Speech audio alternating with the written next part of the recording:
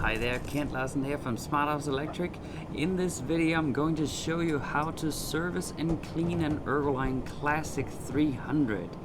And so you remove the screws off of the top acrylic on the outside there, and then you get inside and you grab your Ergoline key and you kind of pull where the screws used to go, and you pull out that ledge, and now you can lift up on the inside and then lift about half a foot towards the front, and you can get past that little fan that's going to be in your way. So that's how you get that out, just about like 6 inches towards the facial side, and you can get clear.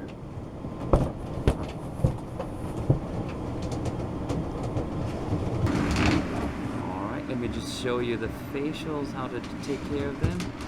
You first pull downwards by laying inside to get the cover out there, and then there's one screw holding the cassette from hinging out, and so I'm using a drill. I will recommend as a beginner that you use a screwdriver, and it's a Phillips tip. So we get that screw out. Now we can swivel it out.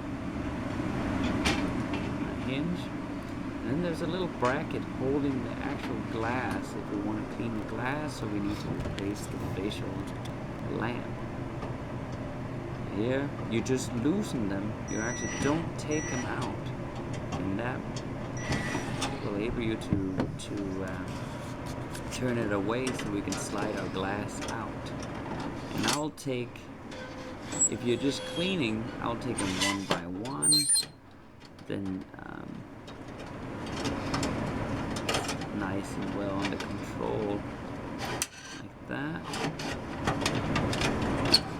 And then of course, if you gotta take out the facial, you gotta take out both. So there we got that one, R7 400 watt, double-ended. Let's just tidy this back up again.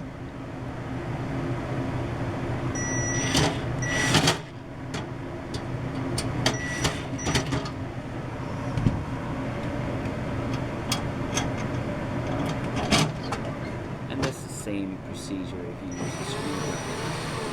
Just kind of aim it in there, push it in.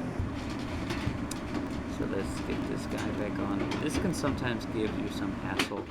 Some models have a little screw that you can screw in to secure it, but make sure you really get it thoroughly in there, because it has a bad tendency of sliding back out again after some use. Cleaning the acrylic. Lucas products have a bed cleaner that works fantastically well. I'm a huge fan, also the legendary Novus 1, and these are the cleaners that I recommend using for the inside of the acrylics, because they create an anti-static layer that's going to make the acrylic have a nice and clean gloss for a longer time than if you just use a bed cleaner. A disinfectant. So here again, make sure you get past that fan by holding a little over your head, and then go back in, and then you got to get it all the way on the inside first down. That can sometimes tease, but you gotta have to do that, or else it's impossible to get it in at the front. So it should be easy to get it in at the front once you have it all the way down on the inside. That's where the hassle sometimes is by getting it all the way down on the inside. So again, screw in in the middle, and not start on the outside.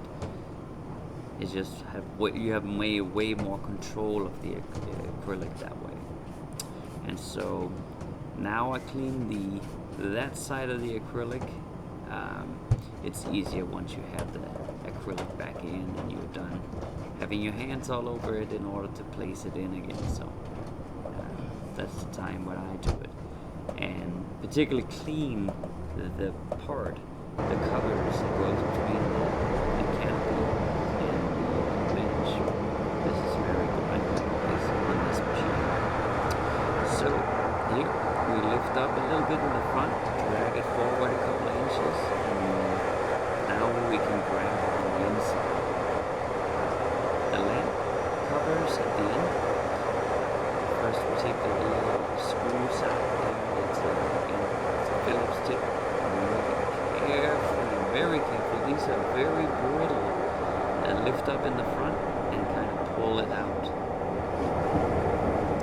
And be very careful. Also when you tighten back down again, I'll actually recommend to use a screwdriver in this. I'm very used to work on this, so I have a good feel on my drill. But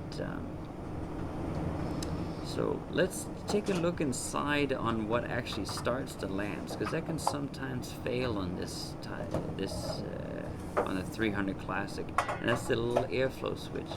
So remove about 4 lamps, and you'll be able to see that little guy. So the airflow switch is a little switch that is pulled by the airflow of the main fan. And that's to make sure that our lamps don't kick on until we have airflow. So that's the little guy, that little spade looking thing there. So if you have E300 where the fan turns on, but you get no lamps turning on, that's most likely your problem.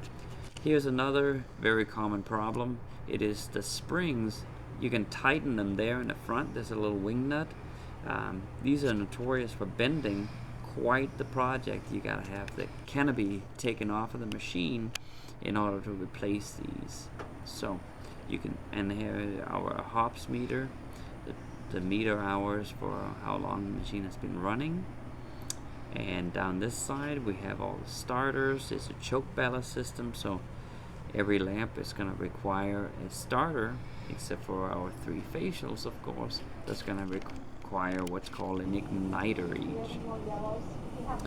So let's wipe down our lamps. It is a reflector type lamp that goes into this into the 300, and so I just wipe the top side of them. That's plenty good. And here again, be very careful with these. They break very easy, and when you screw them down, also be very careful. The little cups that the screw goes down into is notorious for snapping off the entire assembly.